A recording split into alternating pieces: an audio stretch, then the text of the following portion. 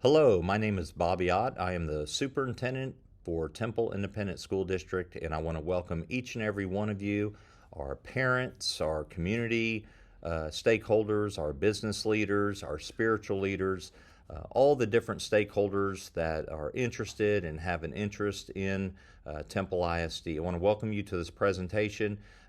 My goal in this presentation is to make sure that as many people are as informed as possible about the election that's coming up in November, October and November actually. And I have been doing community events. I've been presenting in person, but I know it's very difficult with work schedules and otherwise for some of you to attend. So this is another attempt of outreach, and I want to encourage you to stay on and listen to the entire presentation, and hopefully I'll be able to answer any of the questions that you have, and I'll talk to you about a way to connect at the end of the presentation if you have any further questions. So let's go ahead and begin Temple ISD Election 2025. So I always like to start my presentations. As many of you know, I go around every single year and present updates to 40 to 50 organizations and groups, and I always like to start out with a district snapshot. And so I wanted to keep that a little bit shorter in this presentation because it's not a complete review of last year, because I'm going to spend time talking about the election, but this is just a snapshot primarily of our senior class and some of the successes that we had. We are very proud to mention we had 489 dual credit classes taken. If you just think about the amount of college work that our students are receiving at Temple High School, but even bigger than that, the fact that this is free. It is saving parents and families a lot of money. I know the community is very proud of the Career Tech Center that was built in 2018 as a result of a 2015 bond. And if you look, we have over 4,500 courses taken by high school students, 14 national merit recognitions. That is more than we have ever had in Temple ISD in a single year. We graduated about 627 students, and 8 of them, before I even had the chance to give them a high school diploma, already had earned an associate's degree through our partnership with Temple College. And we had 163 students that were national and state qualifiers in fine arts, athletics, and career tech competitions, and UIL academic competitions as well. So we're extremely proud of our students, and you've heard me say this before, really our job is to meet our community's expectations, and we work really hard, including our students and staff, to make sure we do not let you down. So I want to make sure you had some of the metrics from last year. A couple things that I know are very important to the community is governance, and how do we handle and manage finances and money. So if you look, the governance structure, you probably just heard the recent news that our school board was named the Region 12 School Board of the Year. We have about 80 school districts in the region. They were picked number 1. But then, as recent as a week ago, they were named a state honor board. So out of 1,300 school districts, school boards across Texas, they are named top 5, and they are entering a competition to hopefully bring back the state award as the number 1 school board. Their governance, their teamwork, their dedication and commitment to representing the values of this community and all of our families is just extraordinary. And then finances. This is extremely important, and I know you have read about it year after year, but Temple ISD does an incredible job managing finances. We're very fiscally responsible. There are only 2 school districts in this entire region that has received international and national awards in school finance, and we are one of them. There is only 1 school district that has won these awards 6 years in a row, and that is Temple ISD. How do you win financial awards? By being transparent, by being efficient, by not having material weaknesses in your audits, by having good quality controls, procurement procedures, etc.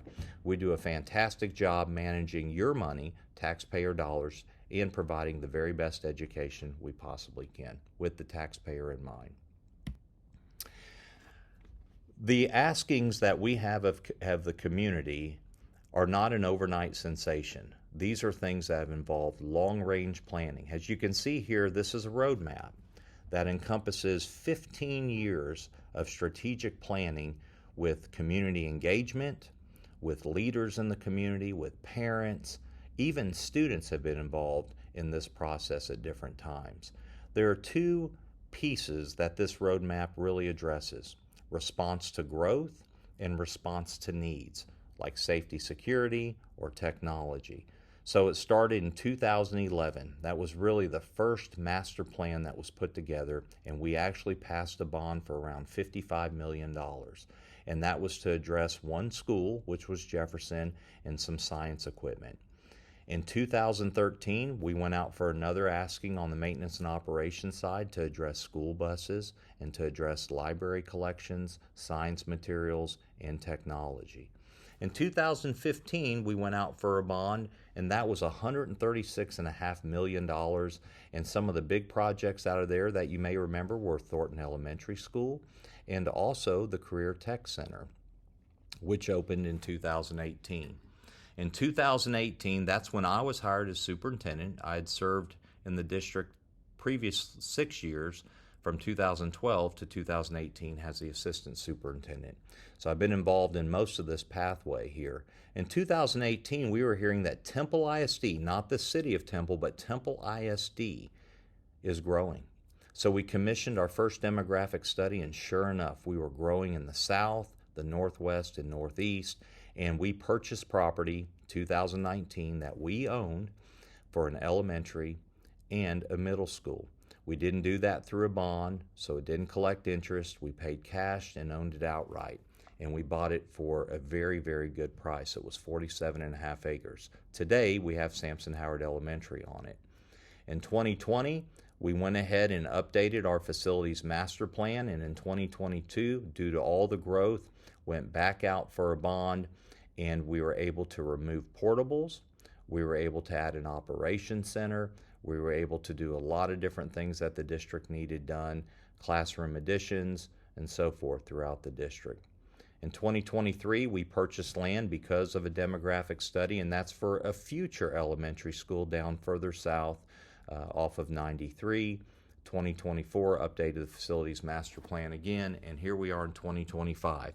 And the reasons why is because the facilities master plan has showed us that we have capacity in some of our facilities and their footprints to add classrooms.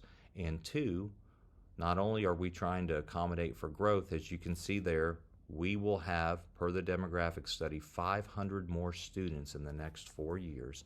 But also we have safety and security needs that came out of the facilities audit.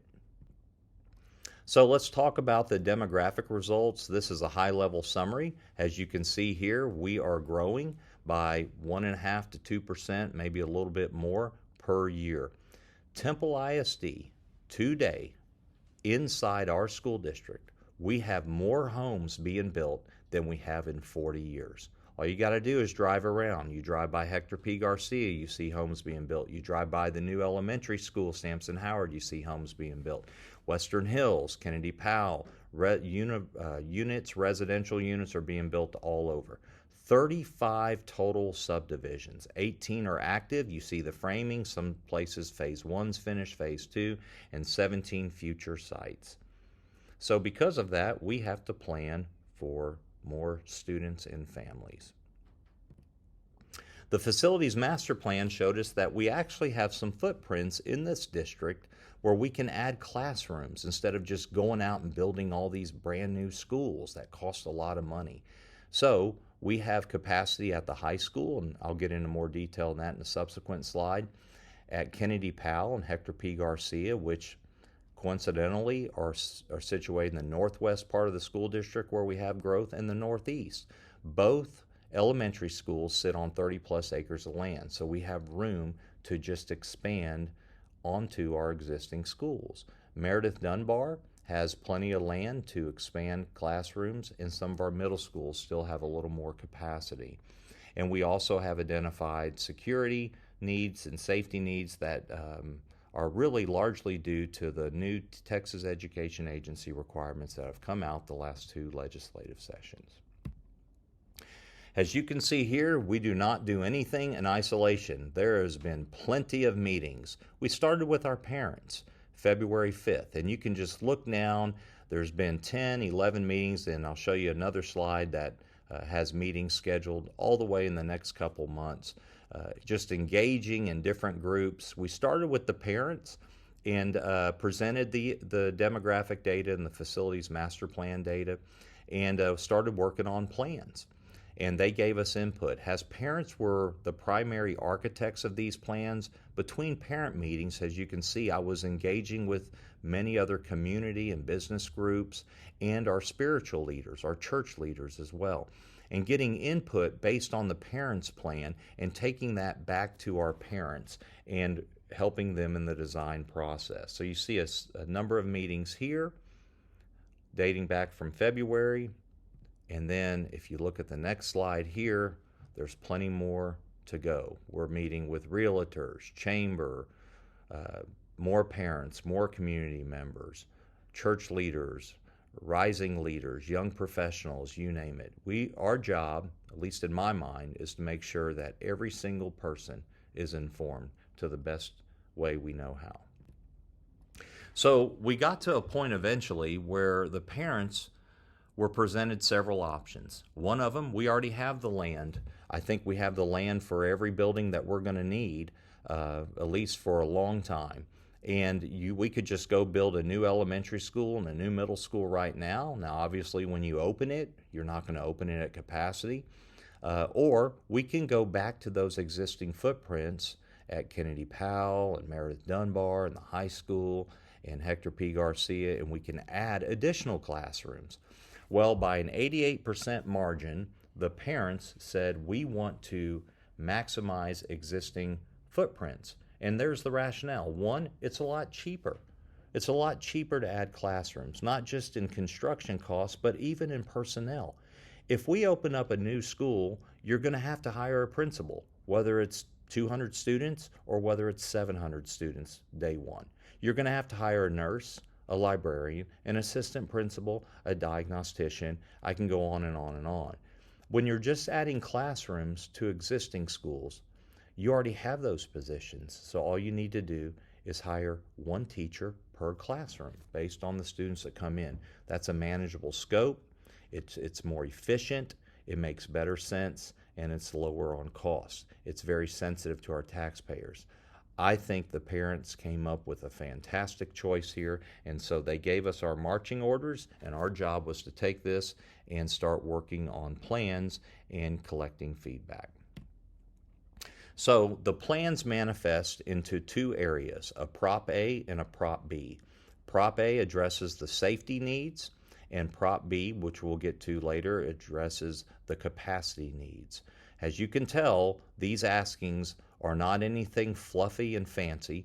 These are literally just essential needs, safety and seats. That is what this is about. Not expansive programs, not fancy auditoriums, not anything like that. It's literally classrooms and safety. So let's talk about Prop A.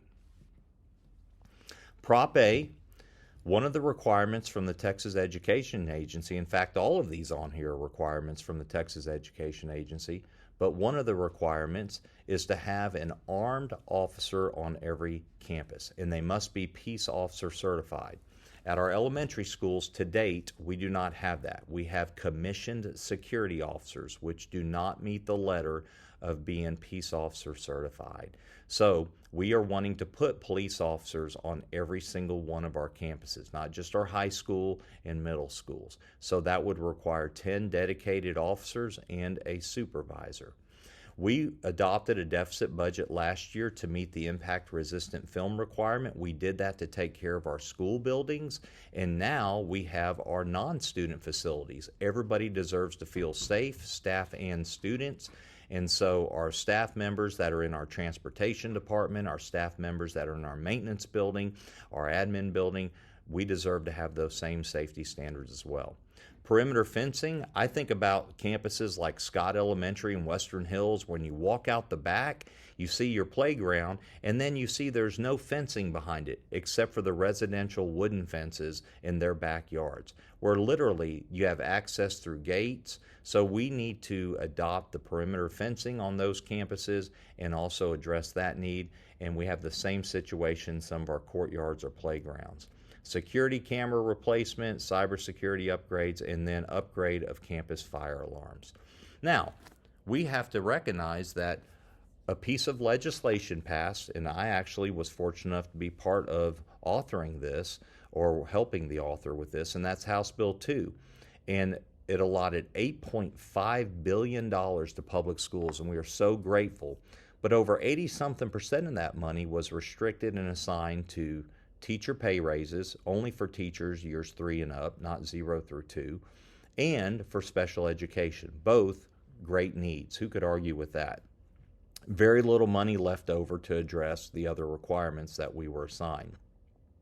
The state of Texas did go up from $10 to $20 a student for safety and security funding in their allotment, but the needs require $312 per student. So obviously you see the gap.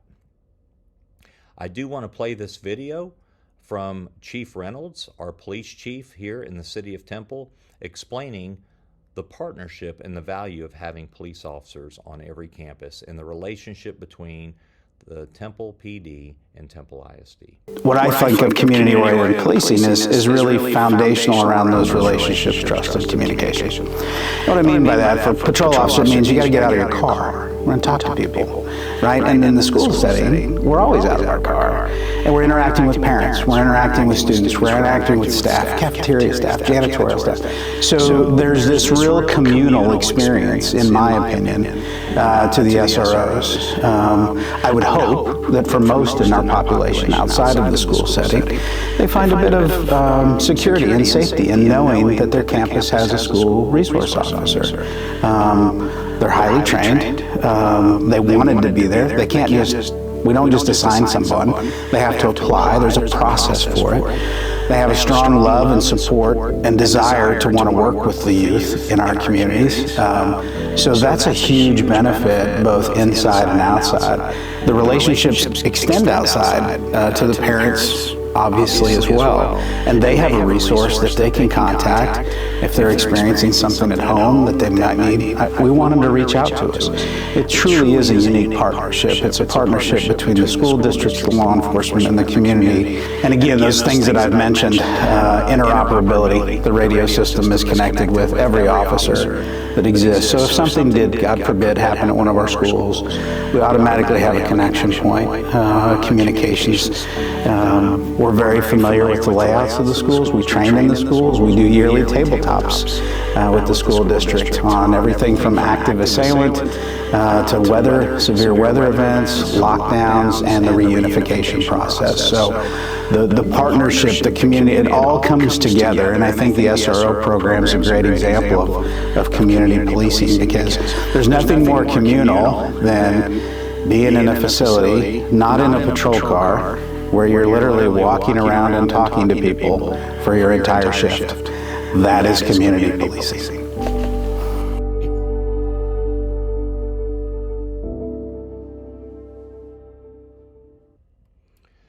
We are obviously so grateful for our partnership with the City of Temple and the Temple Police Department.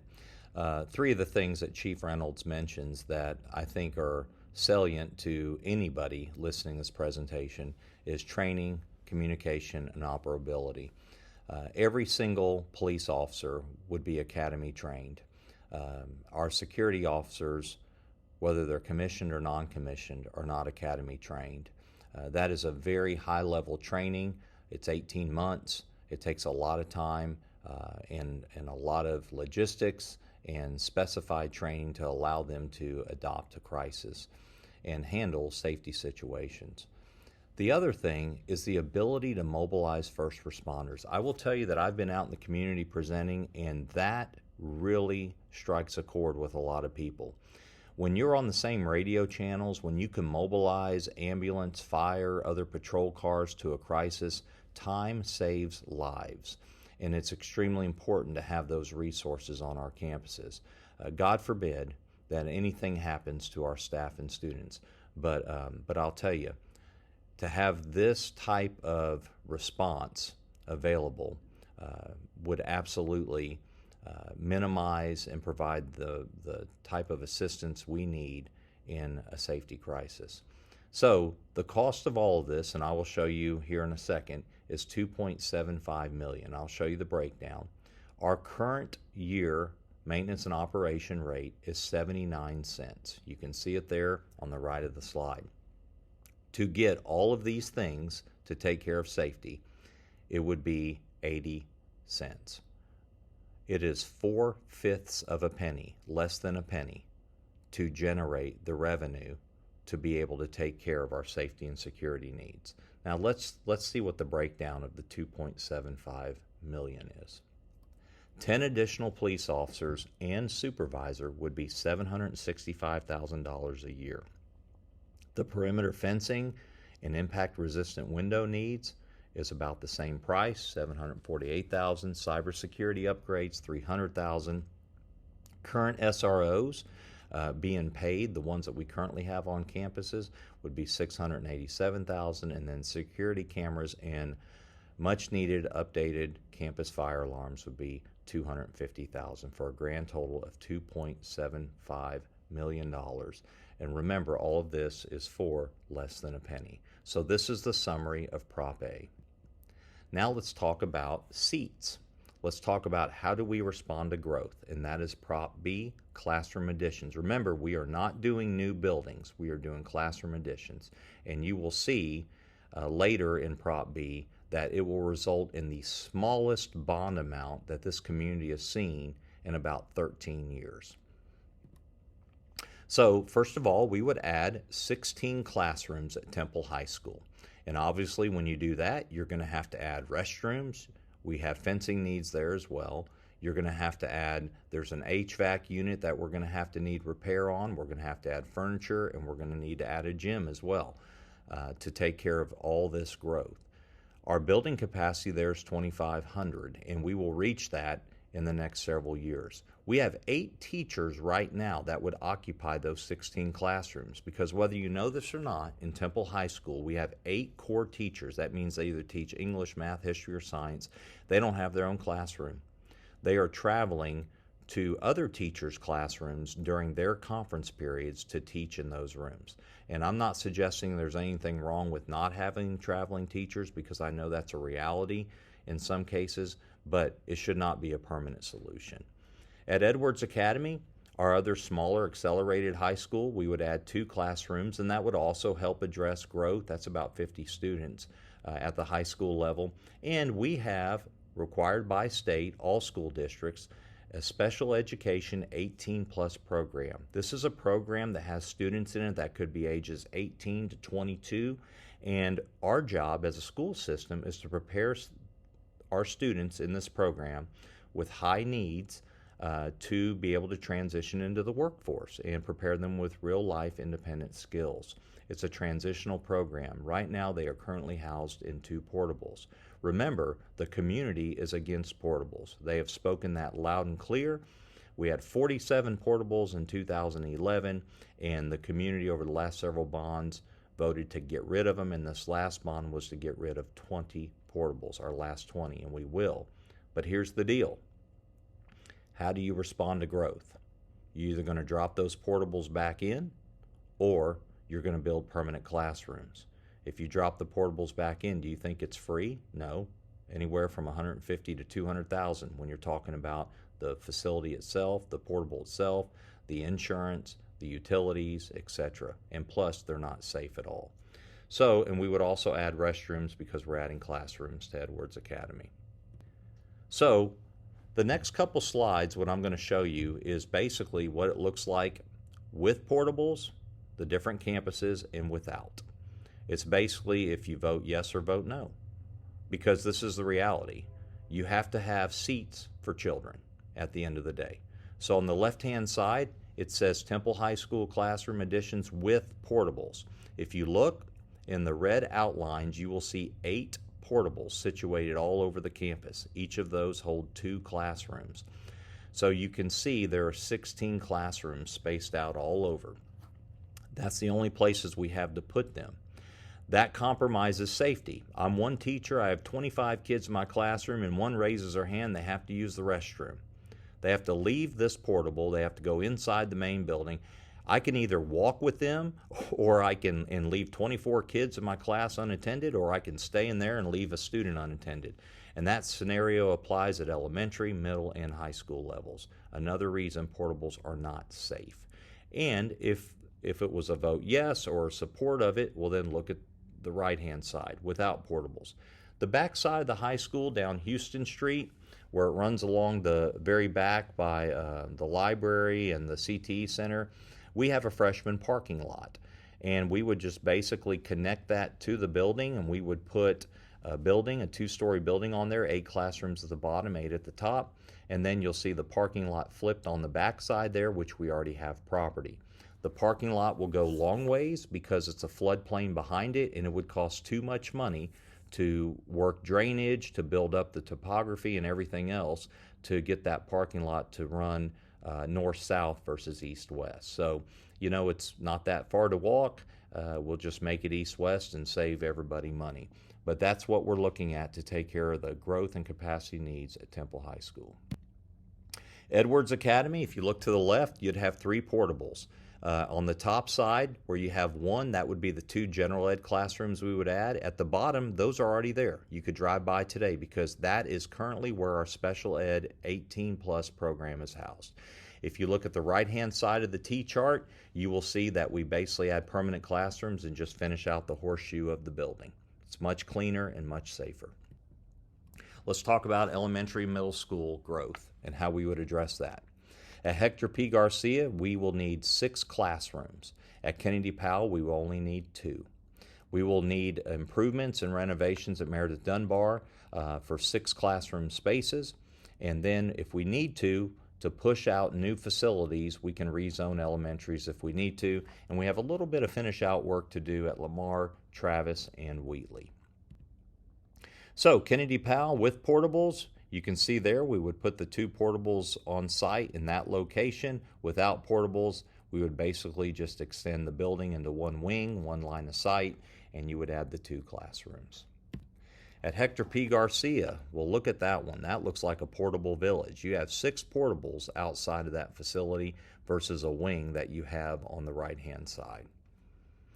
If you just do the math, you're talking about 132 kids out in portables at Hector P. Garcia.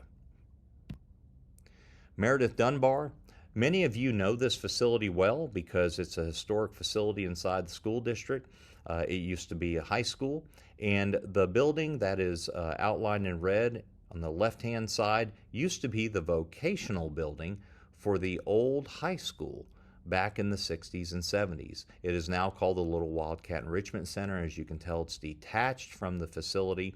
There are 6 spaces in there, 2 of which are regulation classroom. The other 4 are not. They are actually a little bit bigger than storage closets, so they are not appropriate to educate students. So that would turn into green space, and then if you look over at the top right-hand side where the red outline is, we would add the 6 classrooms there, and you can tell this is beneficial because that starts to close off that courtyard, and that's another safety feature, and then we would just end or finish that whole top section off with fencing, and that way we protect all of our students. The next several slides are just construction estimates. We're rounding, we have round numbers there, but you can see there's $60 million for Temple High School. That's your 16 classrooms and all the different things I was talking about. Edwards Academy is about $8.7 million, and Wheatley is $1.4, and that's to finish out the classrooms there. Construction estimates continue. Freeman Heights, we're talking about $500,000 for an alternative power source, so we don't have one point of failure. at Bonham, if you've driven by the front of Bonham, you will see that the building is separating. When you look at where the windows are and so forth, we have some foundational issues that need to be addressed. So that absolutely has to be taken care of. Lamar and Travis are both additions for fine arts. So for example, we have a fine arts class in a portable at Travis right now. So that would end up being permanent structure. And then we have some equity pieces that need to be finished out for locker rooms, boys and girls, weight room, and so forth. In Meredith Dunbar, you can see the demolition of the little Wildcat Enrichment Center, and your 6 classrooms come to $10.4 million. Kennedy Powell, 2 classroom adds, 1.6. Hector P. Garcia. So that's a big number, 17.7, because that's not only 6 classrooms, but when you're adding that many more students, 130 plus to a school, you start to tip the core is what they call, and that means your library spaces, your kitchen, your offices, parking, and so forth. You need to expand those. So that's far more involved to accommodate for all the students. And then district-wide, we have a few infrastructure projects there under $3 million. We have some water lines that need to be replaced, some technology underground infrastructure to account for growth. And then, in time, down the road, we will need to add an elementary and a middle school, which we already have land for. So why not just pay for the design costs of those now? Because it would be cheaper, and if you already have the land and you own the plans, down the road you can push out the timeline because you have shortened the construction timeline by about 6 to 8 months. So it just makes good sense to get the design cost taken care of now, since we own the land. So there's your summary. High school in Edwards, basically all of our students, 9 through 12, and our 18 plus special education program, $68.7 million. Our alternative or schools, pre-K and Wheatley, $11.8 million. Middle schools, $14 million. That includes the design costs of the future one. Elementary schools, which also includes the design costs of the future one, is $21.8 million. Infrastructure, $3.4 million, for a total of $119.7 million. This is the lowest bond amount, which I appreciate the parents and community's input. You got to remember, the last one was 165. The one before that was 136.5. This would be the lowest one that this community has seen in quite some time. And I'm very proud of the thoughtfulness of our taxpayers, community, and parents for coming up with these plans and ideas. So what does it cost? So the proposed rate, basically, if we keep portables or add portables, it wouldn't be a matter of keeping them, we would be adding them. It would cost 32.5 cents. Without portables, it would be 33.5. That's 1 penny. 1 penny takes care of all of our students in permanent classrooms, in permanent structured spaces that are wings attached to buildings. That 1 penny generates $119.7 million.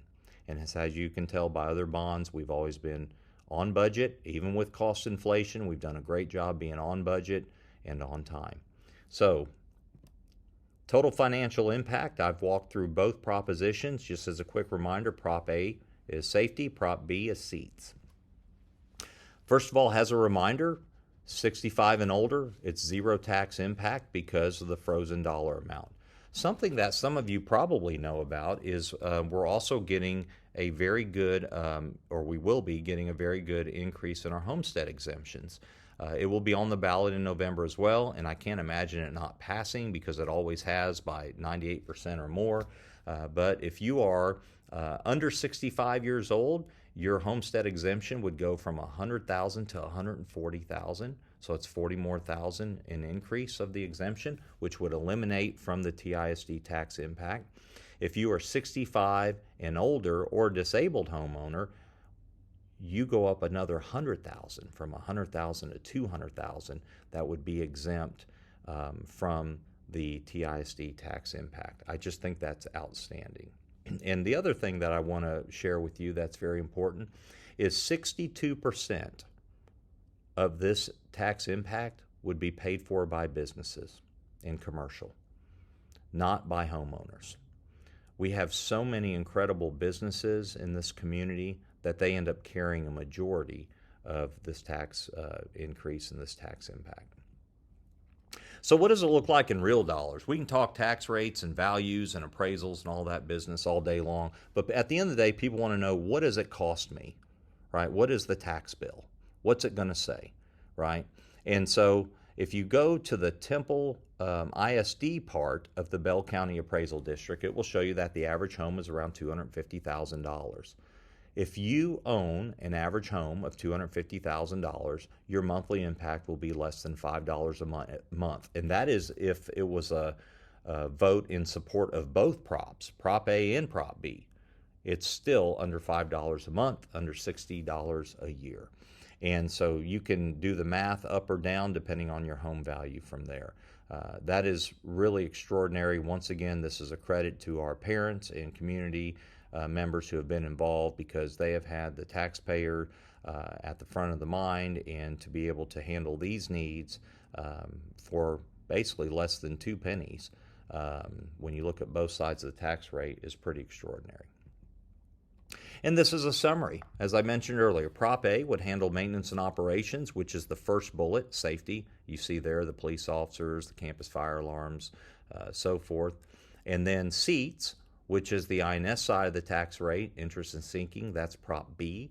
And that would handle the next 4 bullets. The classrooms at our high schools, it would handle classrooms adds at our elementary and middle school additions and renovations, and obviously at our pre-K center as well. The next slide, and you can find this information at our Bell County website, but it just gives you voter information. The last day to register to vote is Monday, October 6th. The last day to apply by mail is Friday, October 24th. And as you know, early voting is October 20th through the 31st, with the first week being 8 to 5, and then the second week being 7 to 7. And then obviously you see the times for the weekends, the Saturday and Sunday as well.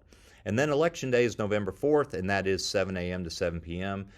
Temple ISD Administration Building has been a voting site, whether it's primaries or general election, for the last several years. Meredith Dunbar Early Childhood Academy is also a voting site as well on Election Day.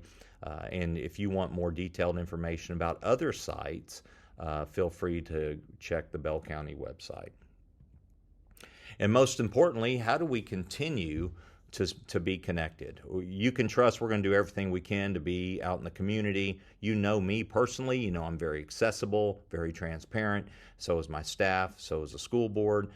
So we're going to be conducting presentations, as you saw on an earlier slide, all over the place. But you see there right in the middle the email, election2025@tisd.org. We are very timely in our response. If you have questions after this, please, by all means, if you see me out in the community, just grab me. And you know that, many of you do anyway, but email. We will absolutely, I'll be checking this every day. We'll absolutely get back to you in very short order. You can follow us on social media, and you can also follow us, if you look to the left, at our website, where we will constantly post presentations or any information that we have as well. I hope that this was an informative presentation. I know it's a lot of information. I am super grateful to have had the opportunity to have had many great minds in the community, parents, business leaders, spiritual leaders, community members, and so forth, being engaged throughout this whole entire process, and that will remain. We're a big believer of that as a school district. And once again, if you have any questions, please feel free to reach out. And we look forward to connecting and answering any question that you may have. Thank you so much for your time. It's just under 40 minutes, and I'm just really grateful that you give us the opportunity to work with your children in your schools. And thank you again for your partnership.